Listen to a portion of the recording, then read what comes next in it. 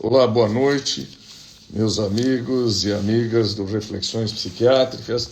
Nós estamos começando mais um importante Reflexões Psiquiátricas.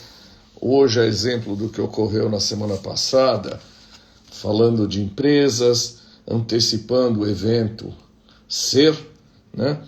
E hoje tem uma data bonita que eu queria mostrar aqui para vocês. 100 anos de nascimento do querido professor, grande boêmio, grande compositor, Paulo Vanzolini.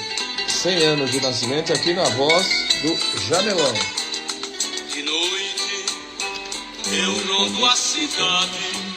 Jamelão, 110 anos de nascimento. Sem encontrar no meio de olhares de espio em todos os Ronda, bares.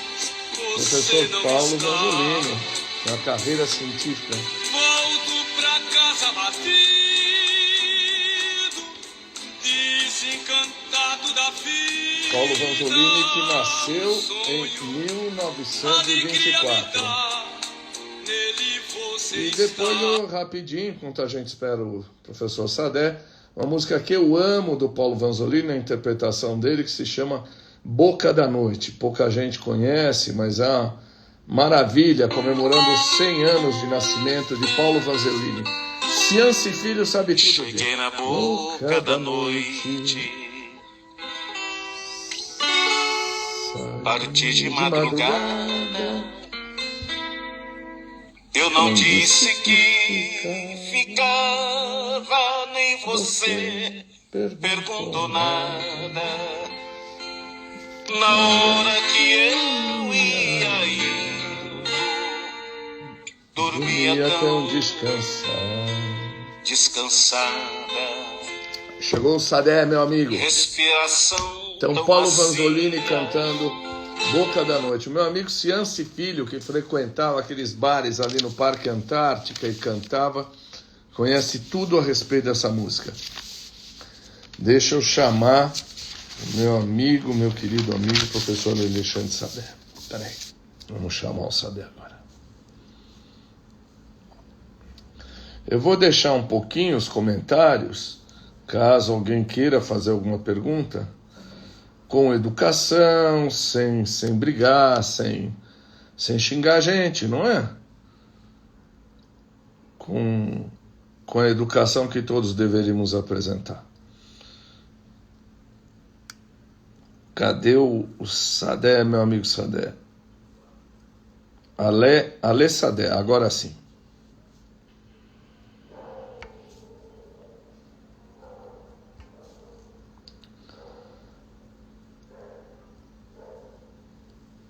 Ale Sadé. Eita, bonita foto. Você tá bonito nessa foto, hein? De gravata borboleta. Era o casamento da minha sobrinha. Isso. Parabéns. Tá lindão. Tá lindão. Boa noite, meu querido amigo Alexandre Sadé. O Alexandre Sadé, mais uma vez, ele vem aqui super prestigiar esse nosso bate-papo do Reflexões Psiquiátricas. E o Alexandre é coordenador do Antigos. O Antigos do Instituto de Psiquiatria é um ambulatório transdisciplinar de identidade de gênero e orientação sexual. Antes da gente começar a entrevista com o Sadé, eu queria lembrar que essa live é a segunda live que a gente faz, antecipando o evento Ser, né? O evento Summit Ser, coordenado por mim, pela Ana Jorge Mello e Dora Sampaio Góes, que vai acontecer em 17 e 18 de abril de 2024, falando sobre o impacto de saúde mental nas organizações. Saúde mental, gestão de saúde mental. O professor Alexandre Sadé vai estar presente, dando uma aula, como sempre, maravilhosa. Sadé, obrigado, hein? Obrigado por você ter vindo de novo. Você está bem? Tudo bem, Taki. Obrigado pelo convite. É uma honra estar aqui de novo e desfrutar da sua sabedoria e compartilhar contigo um pouquinho do que eu sei sobre esse assunto aí em voga e que é a pauta de hoje. Essa modéstia você não deveria ter, porque esse assunto você é certamente a pessoa que mais conhece sobre esse assunto no Brasil e no mundo. E Sade, antes, eu todo mundo te conhece um pouco, mas eu vou pedir de novo para você dizer um pouco da tua trajetória. Meu irmão, você podia ter arrumado uma área que tivesse menos conflito, que você não precisasse ficar tomando tiro pelas costas, pela frente. Quando você fala um negócio, os caras te malham de um lado. Quando você fala da coisa biológica, o social te malha. Quando você fala do social, você podia ter arrumado uma área mais tranquila para navegar. Mas conta como é que você escolheu isso aí. Na realidade, não foi uma escolha, Tac. Na realidade, quando eu trabalhava no ambulatório de sexualidade lá no IPQ, o Conselho Federal de Medicina, em 97, fez a primeira resolução. E como eu já tinha uma trajetória com trabalho em grupos, em trabalho com sexualidade, me foi oferecido montar esse atendimento para a população adulta. Então, eu comecei com a população adulta oficialmente em 97, daí saiu meu doutorado, e em 2010 eu montei o Antigos, e desde 2011 a gente acompanha crianças e adolescentes de uma maneira crescente. E desde 2015, só crianças e só adolescentes entram. Os adultos a gente acompanha porque as crianças e os adolescentes crescem, né? Mas, como diz uma amiga minha, eu sou ariano com ascendente Áries, eu gosto de uma boa briga, Tac. Olha, eu acho que só isso já dá pano para a gente discutir essa questão de infância e adolescência, que você sabe que você, a Maria Helena Sprovieri está aí, nossa muito querida amiga. Bom, só essa história de infância e adolescência já dá uma briga danada, né? Mas conta para mim, por que o seu ambulatório, explica, chama identidade de gênero e orientação sexual? Qual é a definição de cada uma dessas coisas?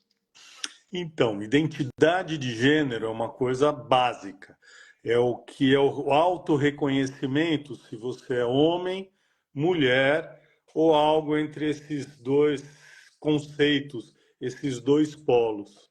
E orientação sexual diz respeito à sua atividade sexual. Se você busca um homem, uma mulher, os dois, nenhum, tanto faz. Então, são dois conceitos distintos e que muitas vezes se superpõem. Então, é Às muito vezes comum, não, às às vezes vezes, não. não, às vezes não. Então, é muito comum, às vezes, um homem transexual que ele é homossexual. Então, ele vai buscar como parceiro um homem, ou trans, ou hétero, ou quem quer que seja, mas um homem. Ou ele é heterossexual, ele é um homem transexual que busca uma mulher para a sua realização, para a satisfação dos seus desejos. Vamos definir um pouco para as pessoas, antes de entrar nas empresas, qual é a diferença entre transgênero, travesti, homossexual? Vamos definir um pouco essas categorias?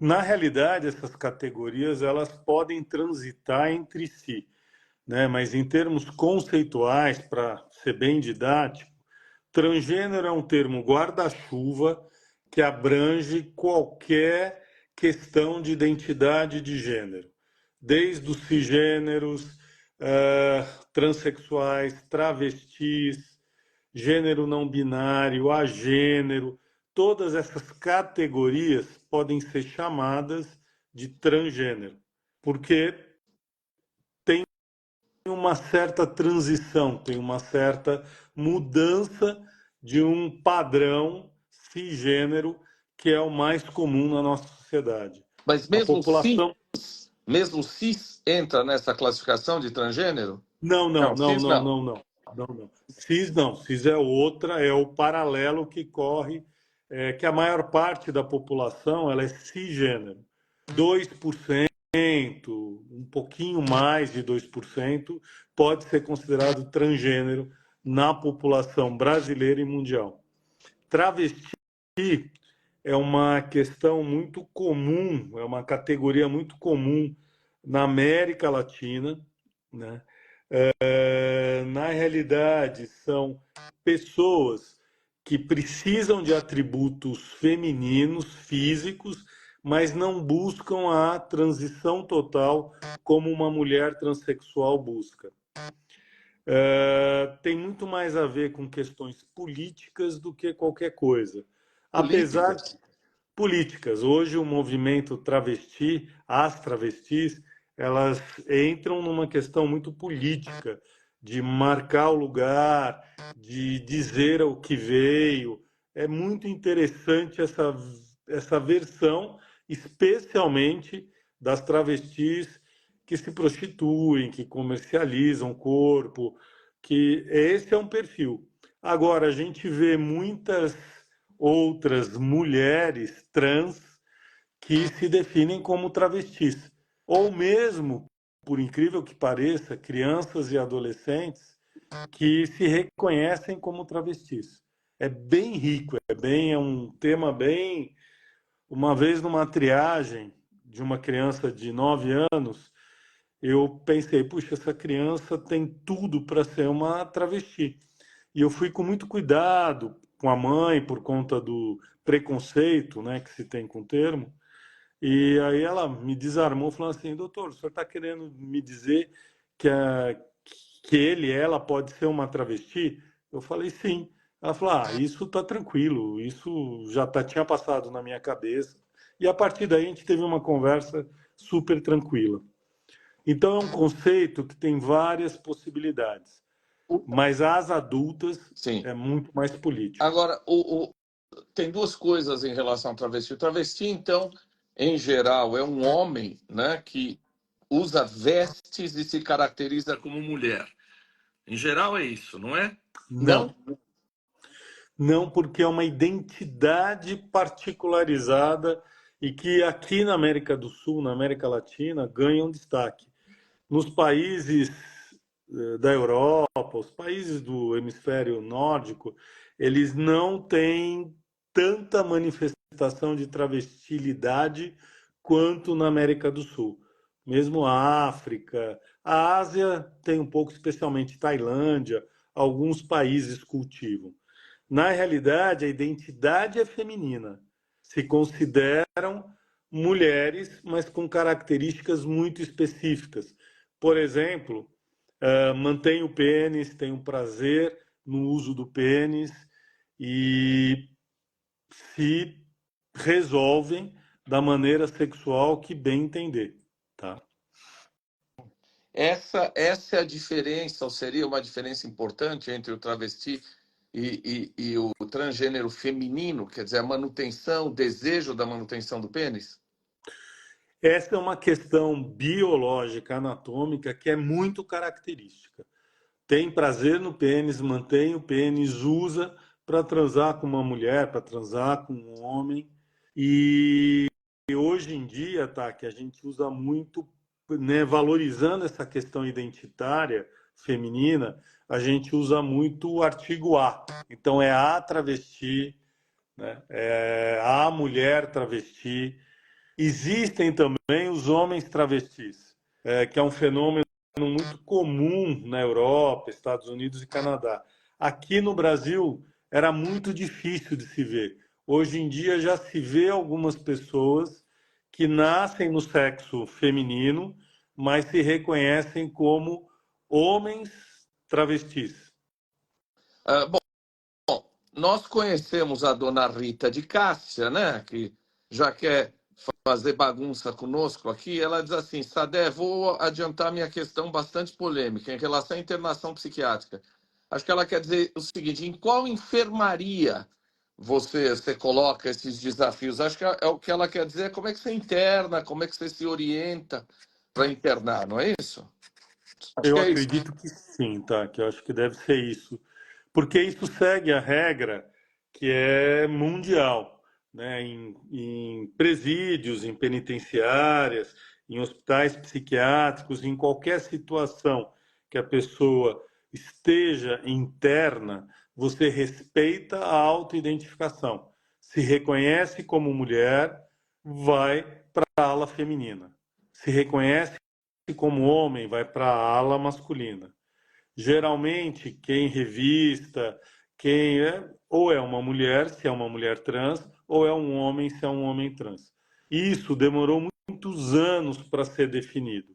Hoje, é assim que é, na maior parte dos países, é assim que é aqui no estado de São Paulo, por legislação específica, e é assim que é no Brasil, por legislação específica também. Quer dizer, legislação não, norma, né, específica.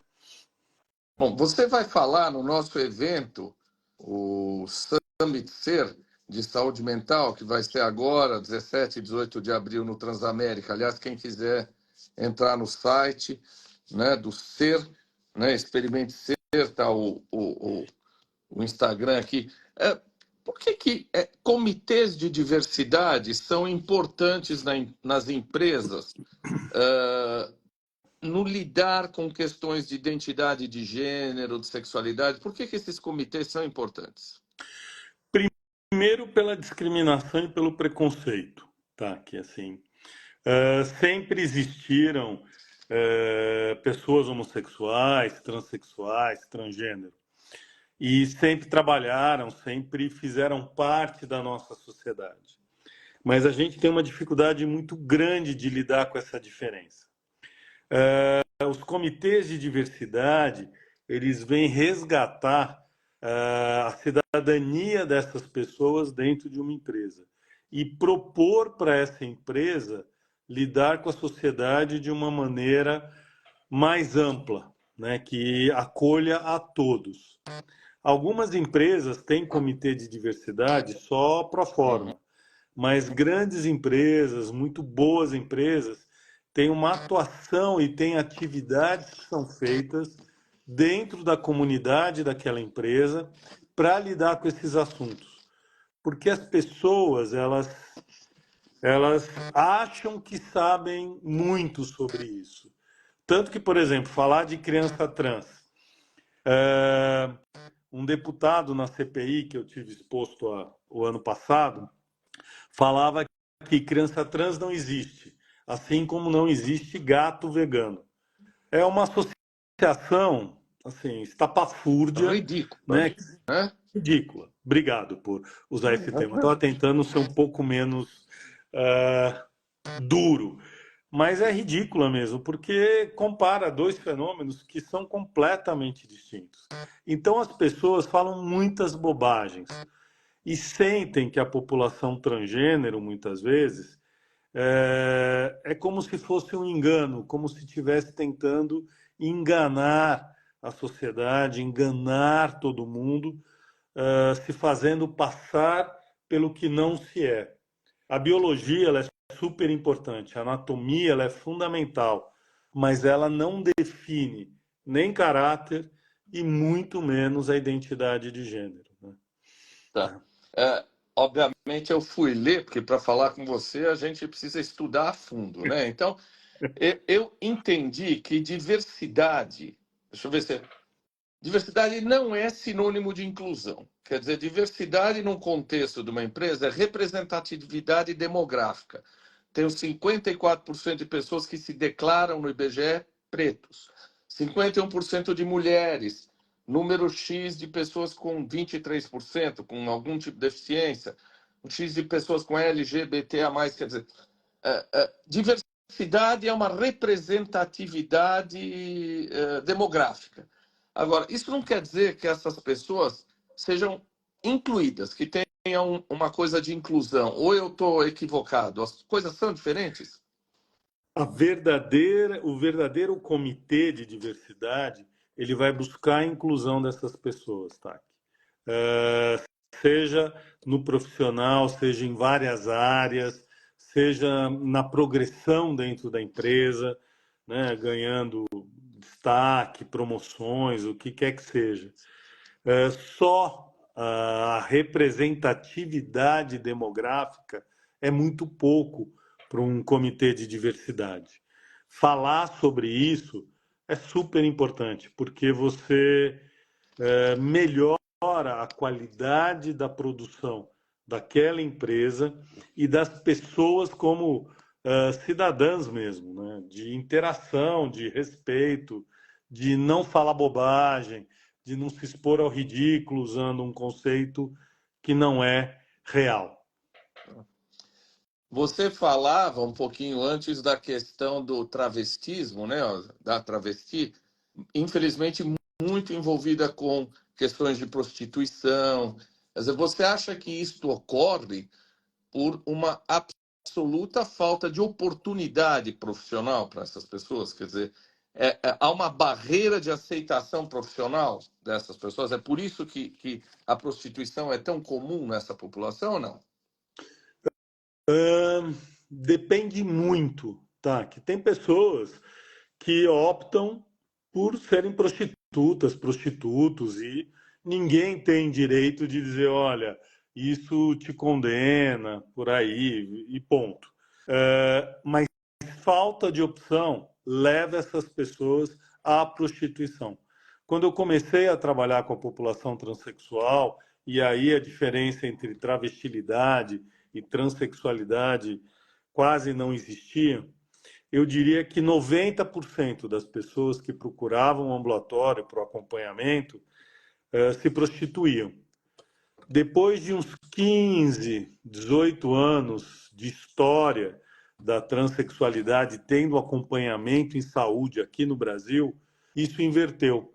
Na cidade de São Paulo, estou falando da cidade de São Paulo, a gente tinha 80% das transexuais e dos transexuais ou como profissionais autônomos, ou com carteira, com registro em carteira, e os 20% restantes, alguns eram de São Paulo, por opção, continuavam na prostituição, e o restante eram do interior ou de outros estados da federação. Ou seja, quando você faz um trabalho de saúde, de inclusão, as pessoas buscam outros recursos, né? Mas eu acho legal a gente falar disso, porque fica aquela coisa moral, nossa, ela vende o corpo. Bom, minha senhora e meu senhor, numa sociedade capitalista, cada um vende tecido, corpo, Coca-Cola, perfume, apoia a guerra, tem coisa de perfume aí apoiando a guerra, né, e tal. Cada um vende o que pode, não tem? Sim, para sobreviver, para conseguir ter uma vida decente, você faz o que está à sua mão. E a gente não pode esquecer que muitas dessas pessoas, muitas dessas mulheres transgênero, travestis, são expulsas de casa muito jovens, na adolescência, e sem formação. Então, o abandono de estudo, né, vai sobreviver como, né? Então, assim, muitas vezes acabam se prostituindo e acabam vivendo na noite do corpo, do sexo, e ponto. Aqui em São Paulo a gente tem histórias de grandes travestis e de grandes personalidades que foram travestis da noite desde os anos 70, 80 e que foram ícones em termos até culturais em São Paulo. Rogéria, né? Rogéria e tantas outras. Na epidemia da AIDS, quando ela começou nos anos 80, né, muitas travestis começaram a se cuidar umas das outras, porque se morria, né, muito, muito, muito. Homossexuais, travestis, transexuais, e não se tinha muito o que fazer. Então, expulsas de casa, muitos homossexuais foram acolhidos pela população travesti. Teve um movimento muito interessante dessa população toda de se autopreservar nesse sentido. O que as empresas... Acho que a acolhida dessas pessoas sem dúvida alguma, uma justiça social, né? Justiça social, justiça econômica. Olha, quem veio te assistir aí é a Silvia Popovic, que está aí te vendo, né? Que honra, né? Honra. O que essas empresas ganham ou melhoram com a questão da diversidade e aí da inclusão, né? Você falou diversidade, tem que ter inclusão junto. O que essas empresas ganham? O que elas melhoram? O que acontece? Primeiro, você tem um ganho social de representatividade, como você falou. Segundo, você tem maiores possibilidades. Você não está falando só entre os iguais, entre homens, brancos, heterossexuais, que têm uma determinada formação e visão de mundo. Quanto maior a amplitude que você dá de visão de mundo, a empresa ganha mais. Então, assim, nenhuma empresa é boazinha, né? A gente está falando num sistema capitalista. Então, a visão também incorre no lucro e é a imagem que essa empresa vai vender. Então, a inclusão, ela favorece a ampliação da visão e de ganho de mercado, na medida em que você explora outros, explora no sentido não ruim, né? Mas você tem um acesso a outros grupos, a determinadas comunidades, que você leva o teu produto e leva um produto com uma visão que pode fazer sentido para essas subpopulações. Você aguenta a sua amiga Dona Rita, né? Porque ela está perguntando o seguinte: nós temos um ambulatório específico para essa população. Agora, eu juro que eu não entendi. Você considera importante que a internação também seja pensada desta maneira? Eu não sei o que ela. Melhor ela esclarecer, né? Pensada de que maneira, não é? Né? Sim. Agora eu vou apelar um pouco para o grande terapeuta que você é, né? Você não acha que às vezes a não aceitação por parte de chefias, de outros colegas, às vezes até o ódio à diversidade, oculta uma arrogância social, uma arrogância econômica, um moralismo exagerado? Ou aí você, como terapeuta, me diz, isso também não é um pouco uma insegurança? Quer dizer, está mexendo com coisa minha que eu prefiro deixar intocada. Você interpreta essas dificuldades dentro de uma empresa? Interpreto e acho que são preconceitos, tá? Que eu não acho que preconceito significa discriminação. É ignorância. Então, por exemplo, lá no Instituto de Psiquiatria, né, quando eu comecei os grupos com a população adulta de mulheres trans, os funcionários eles subiam lá no quarto andar para cruzar com as pacientes as travestis do Dr. Sadé. Tinha esse papinho rolando. Quando a gente teve uma funcionária no instituto, que era uma mulher trans, foi muito interessante o processo que ela teve de colocar o nome social no crachá, Uhum. de poder usar um banheiro feminino. Ela abriu espaço para muitas coisas e para muitas outras pessoas. Então, assim, tem muito preconceito no sentido assim de ignorância. E as pessoas, elas tendem a buscar o equilíbrio, a segurança, né? Essa coisa mais confortável e cômoda. Quando vem alguém que você percebe que é do sexo biológico masculino e se diz uma mulher, gênero não binário, você acaba sendo confundido em todos os teus conceitos e em tudo que você aprendeu ou que estava estabelecido dentro de casa, na igreja, na sociedade, na escola. Ainda hoje é muito comum escolas que não sabem lidar com as especificidades das crianças e dos adolescentes que têm variabilidade de gênero. Não a questão da ignorância, mas às vezes você também acha que as mudanças sociais, essas mudanças da leitura social, da leitura de gênero, estão acontecendo de uma maneira tão rápida que a adaptação da gente, às vezes, vai mais devagar, o nosso universo mental não acompanha isso. Então, as pessoas, às vezes, acham que é preconceito, mas a sua maleabilidade mental para acompanhar essas mudanças não é tão rápida como que elas ocorrem, é verdade? Sim, e a gente não pode esquecer que a população vai envelhecendo. E hoje a gente tem uma população muito mais velha no mundo do que tinha há 20 anos, né? A proporção de jovens vem diminuindo. E conforme você vai envelhecendo, a tua maleabilidade mental, ela diminui. Você quer mais é sossego, você quer tranquilidade, você não quer ter que encarar mudanças ou questionamentos para aquilo que você já viveu, já estabeleceu.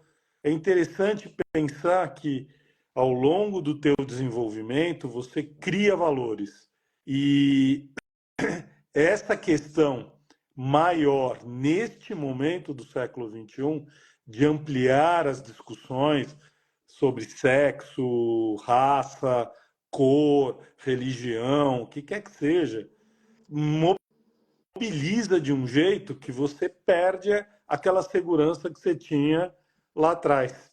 Então, assim, essa maleabilidade a gente vai perdendo pela idade e pela velocidade. Hoje, meu, é muito difícil acompanhar tudo em tempo real pela internet, pelo que está acontecendo, né? Outro dia, um paciente no consultório pegou um jornal de papel que eu ainda assino para dar sustentabilidade para a imprensa. Falou: Nossa, há quantos anos eu não vi um jornal impresso? Eu falei: hoje em dia isso aí é peça de museu, né? Mas assim, as pessoas querem tudo muito rápido, tudo muito agora. Se você não responde um WhatsApp que eu te mandei agora, tem alguma coisa errada acontecendo. Você não gosta de mim, você está me desprezando, você não me leva a sério. E às vezes você está ocupado, você está fazendo alguma coisa e você não vai mandar o WhatsApp.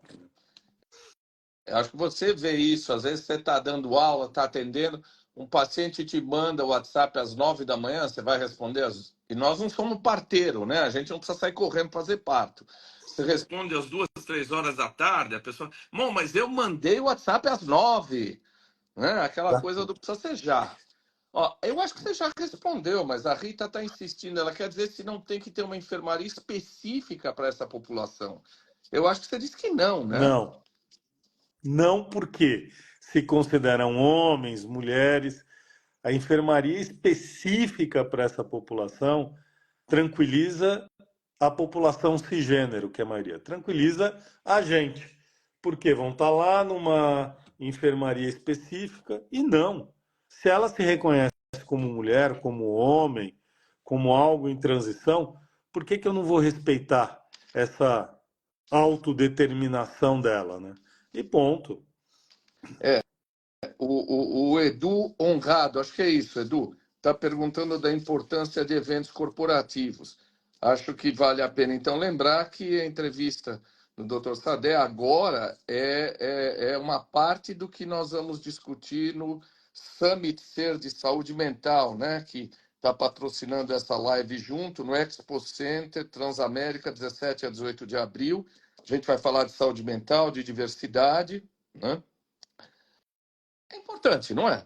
São importantes esses eventos, né? Sim, porque amplia socialmente, sai daquele debate acadêmico que a gente está acostumado, com exposição formal, trabalho científico, artigo, uma discussão num psiquiatrês, psicologuês, e você amplia para um debate que avança socialmente. Se você está pensando em inclusão de diversidade, esses espaços são super importantes, porque a questão, a definição de saúde hoje, ela ganhou uma amplitude, né, que a gente precisa encarar como uma questão que não é só não doença, é bem-estar biopsicossocial, onde você tem muitas variáveis a serem avaliadas ali e a serem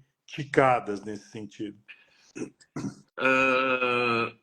Enquanto você responde, eu vou ligar o ar aqui, porque eu estou morrendo de calor. Mas tem uma dificuldade nossa de usar. A gente se atrapalha. Os pronomes, ele, ela, trans é o quê? Eu me lembro, Sadé, há uns anos eu dei uma aula, estava dando uma aula, eu não sou especialista, eu falei alguma coisa sobre transexualismo. A hora que eu falei, putz.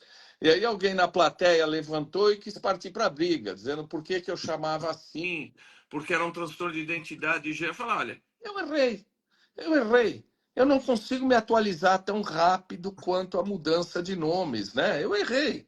Agora, tem isso. A gente, o não especialista, porque você é especialista, você não erra, mas a gente erra. E no ambiente de trabalho não erra, vai chamar de ele, ela. Como é que faz isso? Qual é a regra para isso, enquanto você responde? A regra, Taki, e pessoal, é perguntar para a pessoa como ela quer ser chamada. Eu, por exemplo, todas as aulas, todas as palestras, todas as situações, eu falo que eu tenho muita dificuldade com, com o agênero na linguagem. Eu não consigo falar todos. É muito complicado. Eu fui formatado no masculino universal. Então, para mim, é quase que uma desprogramação, é dar um reset no meu cérebro e começar tudo de novo. E não vai funcionar. Eu vou errar muito. Então, eu já dou uma entrada dizendo: olha, vocês vão me desculpar, eu não uso linguagem neutra. Uhum. Linguagem neutra, para mim, não consigo usar. Respeito todos, respeito todas, mas todes eu não vou conseguir falar. Não tenho. Eu vou cometer erros. Então eu me omito e muitas vezes o que eu faço em algumas situações é não especificar o gênero. A gente acha que é muito difícil falar sem gênero, mas não é tão difícil quando você vai se acostumando. Ao invés de falar, mas você ficou muito chateado ou chateada com aquilo, você pode falar, você viveu alguma chateação nessa situação? Você usa A voz passiva, a né? voz passiva ou substantivos, né, que são muito mais fáceis de serem digeridos por essa população. Mas sempre perguntem. Numa empresa é muito comum, mas você quer que eu te chame como? Ponto. E aí se patrulhar, pedir desculpas, se errar como você fez, isso é fundamental, meu. Porque às vezes a pessoa se sente agredida. Se é uma pessoa tranquila, bem resolvida, vai dar o desconto. Se quiser confusão, vai arranjar confusão, sem dúvida. Mas a grande maioria da população transgênero é super tranquila e vai entender e vai respeitar você que está aberto para ela, entendeu? Olha, ali já está dando um testemunho, ela está dizendo boa noite. Eu sou profissional de RH e uma vez eu fui buscada por um gestor me perguntando como faríamos para restringir a leva enorme de candidatos não héteros nos processos seletivos. Esse cara precisava ir fazer terapia com o Sadé, né? Esse cara está com medo de alguma coisa, Sadé. Meu, as pessoas revelam, né? Elas estão se revelando cada vez mais na sua tosquidão, É, vamos dizer assim, na sua é. rudeza, né? Não existe isso. Você está buscando alguém que vai trabalhar. Você não vai transar com a pessoa na empresa. Não é, a empresa não existe para promover encontros sexuais em banheiro, café, né, embaixo da mesa, em cima da mesa. Não. Até pode acontecer, mas não é essa a finalidade da empresa. Então não tem que restringir nada da vida sexual de ninguém, né? Isso não faz o menor sentido. Menor sentido. Perguntar por qual orifício você tem prazer é uma merda, né? Quer dizer, qual é a importância que isso tem, né? Qual é a importância que tem isso, né? Para a empresa, para a vida das pessoas, nenhuma. Para quem gosta disso, daquilo ou daquilo outro, tá? Tudo bem. Aí vai conversar, vai. Aí é papo íntimo. Olha, eu gosto disso, você gosta do quê? Como é que a gente vai combinar aqui?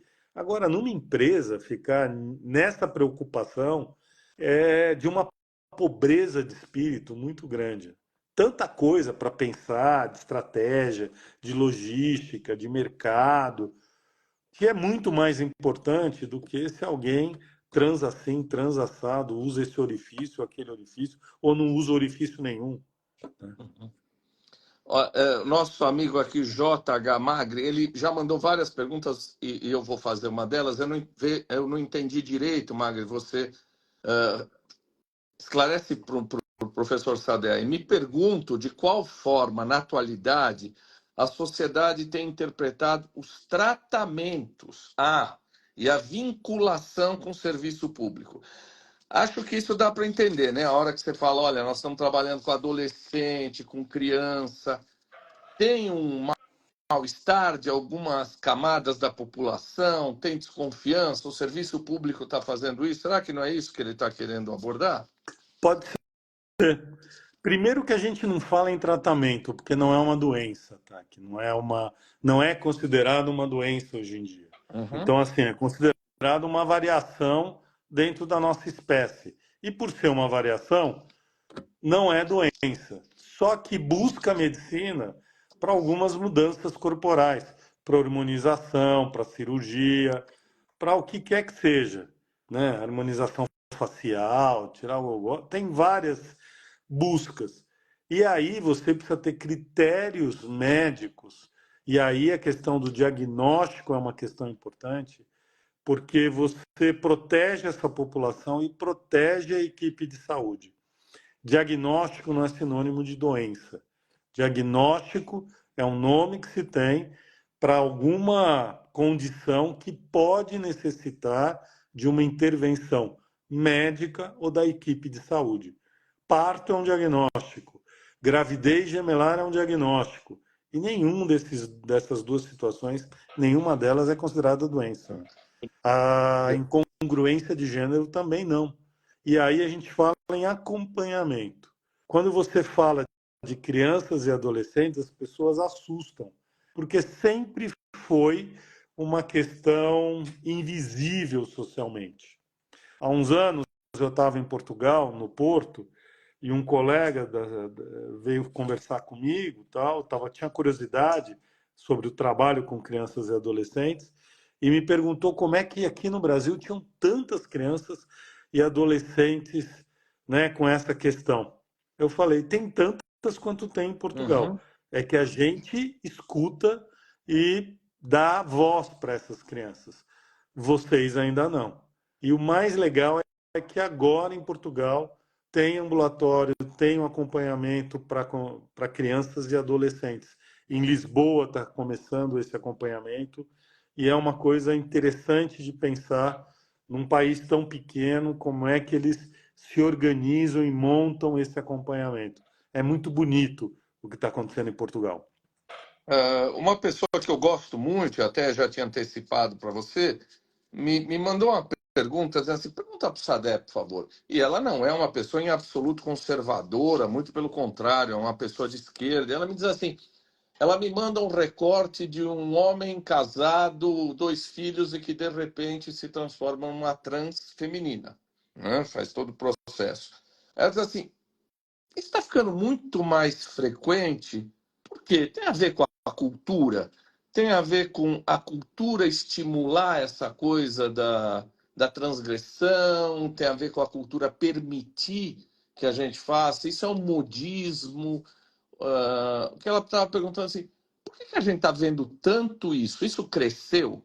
A exemplo do que você estava falando com o colega de Portugal. Tem alguma questão social que está por trás do crescimento dessas situações? Tá, que eu acho importante a gente pensar. Essa é uma pergunta muito legal, porque a gente tem que discriminar muito determinadas condições. Uma coisa é um cara, nasceu no sexo masculino, foi obrigado a ser homem a vida inteira e, numa determinada fase da vida, não aguenta mais e se revela para o mundo, mas sempre foi uma mulher.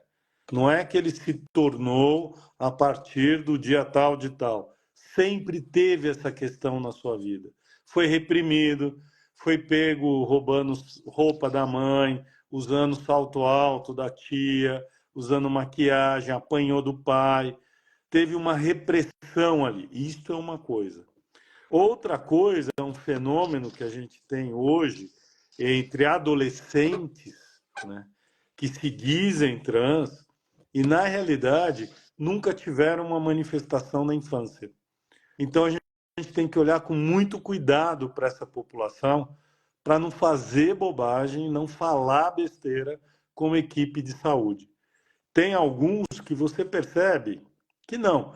São adolescentes inseguros, conduta border, ou transtorno de personalidade border, ou são TEA, né, transtorno do espectro autistas, TDAH, ansiosos, personalidade dependente. Tem tantas condições que levam você a se dizer trans, que aumentou muito e assusta muitos países no mundo esse aumento exponencial, especialmente de garotos trans. Ou seja, nasceu no sexo feminino, mas se diz um garoto. Então, assim, tem um fenômeno social por trás, está acontecendo, e por isso o cuidado da equipe de saúde de fazer a avaliação e saber do que está falando ali. Porque senão Não na fica mesma populista, circunstância. Desculpe, né? continua. Senão a gente fica muito populista. Ah, falou que é, tudo bem, vamos lá, vai tomar hormônio, vai fazer cirurgia. E não é bem assim, né? Porque essas pessoas se arrependem. E depois é um custo social, é um custo de saúde pública enorme reverter. E tem coisas que você não reverte, por exemplo, as questões cirúrgicas.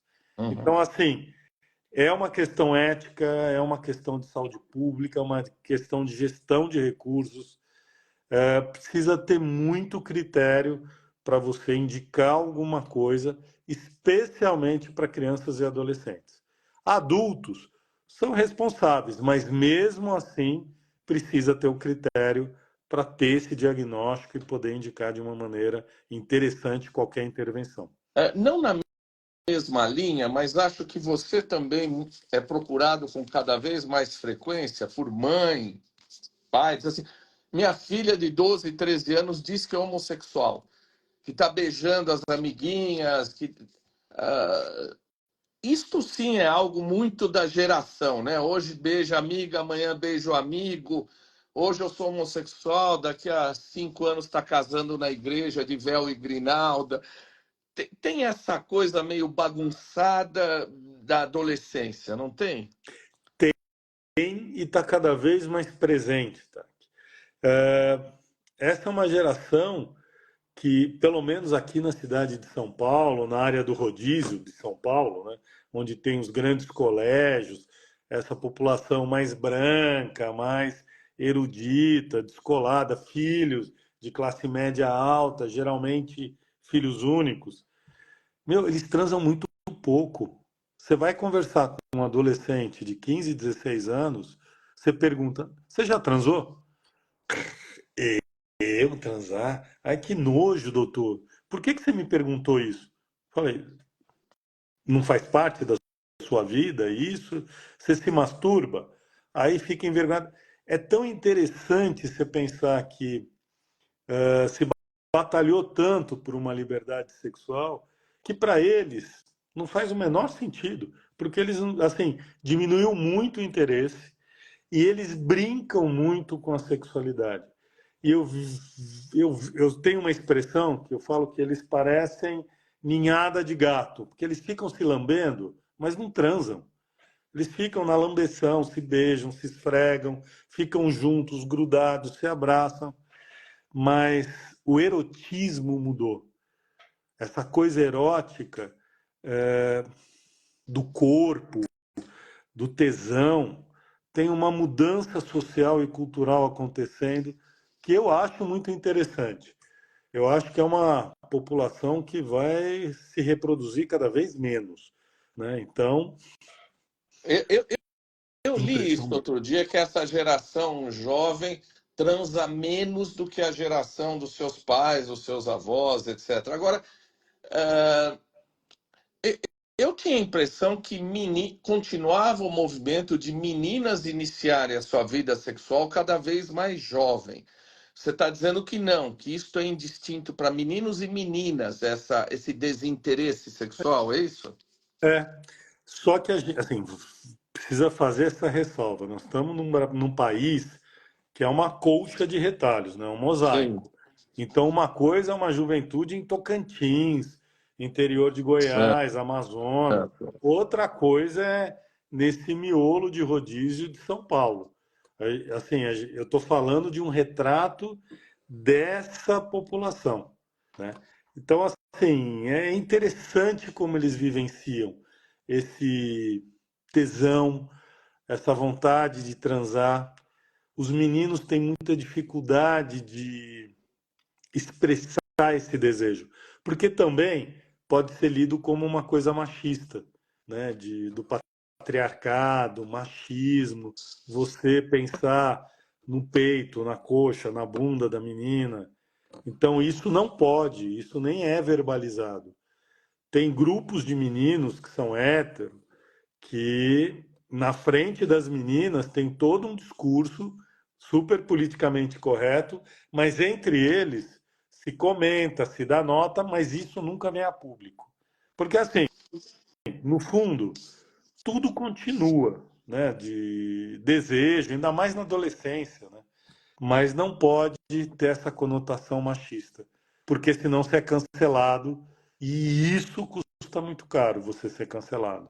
Porque aí você Uhum. vai ficar marcado naquele grupo como um cara machista e, portanto, execrável. Tem alguém que nos mandou a pergunta: você acha que trans. Bom, vamos fazer. Trans e gays devem trabalhar em setores separados? É que nem a pergunta da Rita, Pois né? Não, é. não, não tem sentido. São seres humanos, é a mesma coisa de você falar que homens e mulheres têm que trabalhar em setores diferenciados, brancos e pretos. Não, não me atrai essa visão quase que norte-americana de que latino tem que cuidar de latino, tem que viver com latino, preto com preto, branco com branco, asiático com Isso é asiático. Eu acho que gueto, né? Isso é um essa gueto. guetificação. E a nossa cultura brasileira, né, a gente herdou um pouco da cultura portuguesa, é essa coisa de inserindo e vivendo e descobrindo as diferenças culturais, né? Diferente dos americanos que não querem muito isso. Então é interessante pensar nessa pergunta. Eu não vejo sentido na separação. Eu vejo sentido em todo mundo trabalhando juntos e conversando e conciliando. Vamos, vamos lembrar que o professor Alexandre Sadé está falando um pouquinho do que ele vai discutir no evento SER, no dia 17 e 18 de abril. O Instagram, @experimentecer. Acho que a pessoa pode ter mais informações sobre isso. Eu vou embutir duas perguntas. A Lígia está dizendo o seguinte: em algum momento da live, poderia passar dicas de como podemos apoiar movimentos, organizações para mudança de preconceito? E a outra, acho que vai junto. Olha, se um colega, um amigo tem um filho trans, como é que ajuda? Como é que orienta? Então vamos falar do microcosmo e do macrocosmo. Como é que a gente pode ajudar? Tem muitas entidades, tem muitas ONGs, né? Tem muitas iniciativas públicas acontecendo aqui em São Paulo para a população trans. Para a população transadulta, tem muita coisa pública e privada acontecendo. Então, buscar uma ONG, buscar uma instituição pública, um trabalho voluntário pode ser muito válido. Aliás, o ambulatório sobrevive com o trabalho voluntário. Se dependesse dos funcionários do HC, a gente não tem contratação para isso. Então, assim, o trabalho voluntário, a dedicação, o interesse por saber é muito valioso. Eu respeito muito os colaboradores do ambulatório pela dedicação que tem em termos de tempo. Outra coisa é orientar esses pais de que assim, não é porque um menino usou um vestido que ele é trans. Não é porque uma menina está brincando de bola, de bicicleta, ou quis cortar o cabelo curtinho, ela é trans. Não, né? Assim, tem todo um critério para você dizer que uma criança ou um adolescente é trans. comportamento cross-gender, que a gente chama, é muito comum na infância. É muito comum na infância de homossexuais. Então, assim, poder acalmar esses pais para eles observarem, não se sentirem culpados, porque a grande maioria chega no ambulatório extremamente culpado, ou por ter favorecido, ou por ter reprimido. Na grande maioria, hoje em dia, é por ter reprimido e se arrepender depois e o medo da repercussão que isso vai ter na vida de seu filho ou de sua filha. De vez em quando a gente lê umas manchetes, foi eleita a primeira deputada trans, a primeira trans presidente de uma empresa. Isso é dito como se a gente estivesse mudando muito a nossa sociedade. O que não é dito é que essa é a absoluta da absoluta da absoluta exceção, não é? Sim, Isto continua sendo absolutamente fechado para a grande maioria das pessoas, não é? Sim. sim. Vai ter um remake de uma novela agora da Globo, que uma das personagens, a novela original, era uma DDS, era uma pseudo-hermafrodita, né? Uma intersexo. Dessa vez vai ser uma mulher trans. O que eu acho que é muito interessante. A gente fala dos meios de comunicação, da mídia, das novelas, mas elas chegam nas pessoas. E muitas vezes elas fazem um trabalho educativo que outros órgãos, outras pessoas, nem a gente consegue acessar o que uma novela pode acessar e o que pode fazer. Então, eu acho muito interessante uma personagem trans, uma mulher trans negra, né, interpretada por uma atriz trans, está acontecendo nos dias de hoje. Né? Ah. Bacana, bem bacana isso. Você vai falar nesse evento, né, de saúde mental em empresas, etc. Isso não é uma exceção ou cada vez mais você tem sido chamado para falar sobre diversidade em empresas? Olha, isso tem aumentado ao longo do tempo, TAC, porque as empresas elas buscam muitas vezes entender esse fenômeno, é, abrir as portas para a população trans, que nem sempre tem uma formação adequada e consegue a inserção. Então, assim, tenho sido chamado e acho que é uma coisa muito legal. E muitas vezes eu sou chamado pela população LGBTQIA+, que faz parte desses comitês de diversidade e que tem o interesse de chamar alguém que trabalha, que tem um trabalho sério com essas populações todas. Eu gostei quando você falou, e eu penso exatamente assim, cuidar da saúde mental e da questão da diversidade nas empresas não é porque o empresário é bonzinho, né? É Sim, porque ele ficou convencido que ele ganha mais dinheiro com isso, né? sim. O que mais a gente podia falar que eu não te perguntei? Eu vi uma estatística, desculpe, eu vou. Mas essa última pergunta depois eu te passo.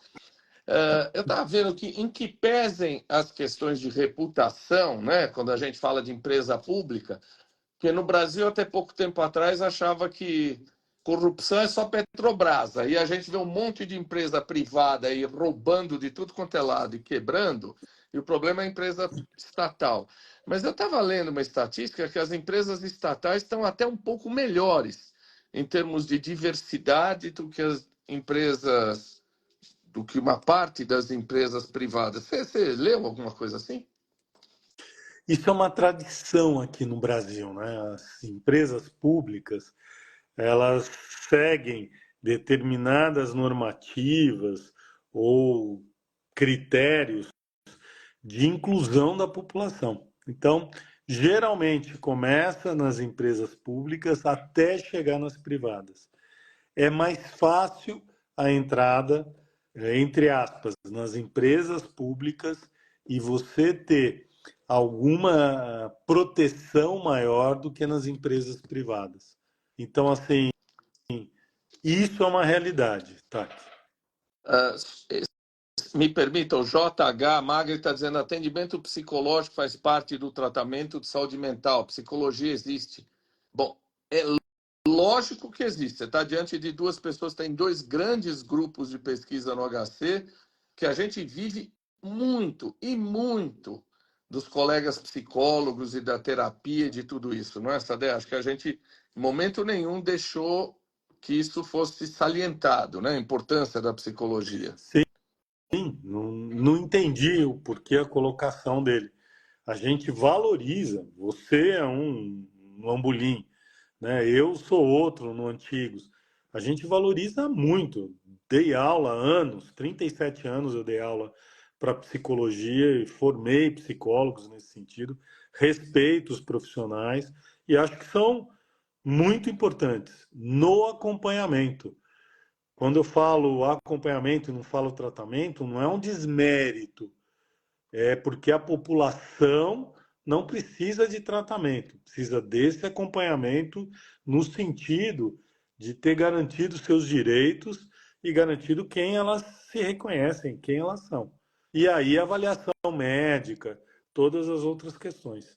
Espero ter Acho sido que a claro. pergunta Acho que a pergunta da Dora é o que você vai falar para a gente, é o que você vai dar aula lá no SAM. Mas ela, brevemente, ela pergunta assim: tem dicas para o RH trabalhar com esse tema?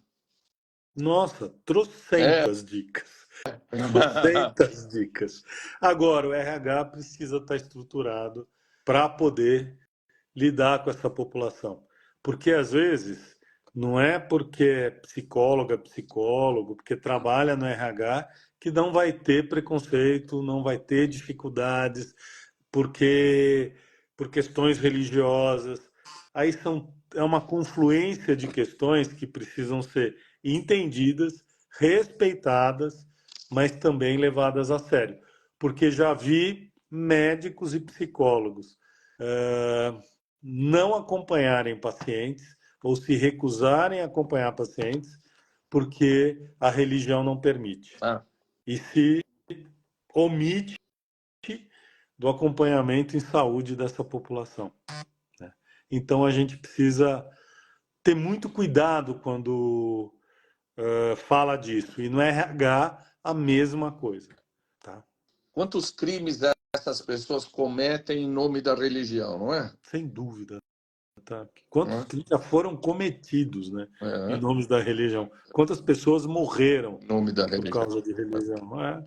E quantas pessoas sofreram, né, preconceito, isolamento por conta de fenômenos religiosos ou entendimentos religiosos que não são reais, né? Quando a gente foi montar o programa do Summit Ser em Saúde Mental, acho que a primeira coisa que a gente falou é, ó, se não tiver o SADE, não tem evento. Então o Para com pessoal, isso, tá? então, o pessoal já está vendo por quê. Você quer dar uma última mensagem aí para as pessoas antes da gente encerrar? Que você está no consultório ainda ou já está em casa? Estou no consultório, eu vou até tarde. Então vai para casa. Vai para casa. Vou. O que Depois você eu quer vou. falar aí para encerrar? Que assim, queria agradecer as pessoas por ouvir, por procurar entender o assunto, o tema, né? Porque é um tema que está aí, está em todas as famílias, de certa forma, sempre esteve, né? Na história universal, na história do Brasil, que tem e existiram personalidades transgênero, transexuais, travestis, e a gente precisa simplesmente ouvir que elas existem, reconhecer a existência dessas pessoas. Isso já faz uma diferença, tá? Fenomenal. Fenomenal. Você existe e eu te respeito por você ser quem você é. Vamos junto nessa caminhada. E queria te agradecer essa possibilidade que você abriu de eu falar mais um pouco, que eu adoro falar desse assunto, né? Não, eu é que te agradeço, por trazer alguém como você aqui é uma honra para mim. Você sabe o quanto eu gosto de você, o quanto eu admiro o seu trabalho. Quem não me, quem me segue, por favor, siga o Dr. Sadé no Instagram dele. Quem segue o Sadé, me siga e siga o Experimente Ser, que já vamos antecipando a aula aí que o Sadé e outros colegas vão dar no evento. Sadé, beijo para você, querido. Vai descansar. Beijo para todo mundo. Beijo, pessoal. Beijo, Tac. Obrigado, Tchau, viu? tchau. Tchau, tchau.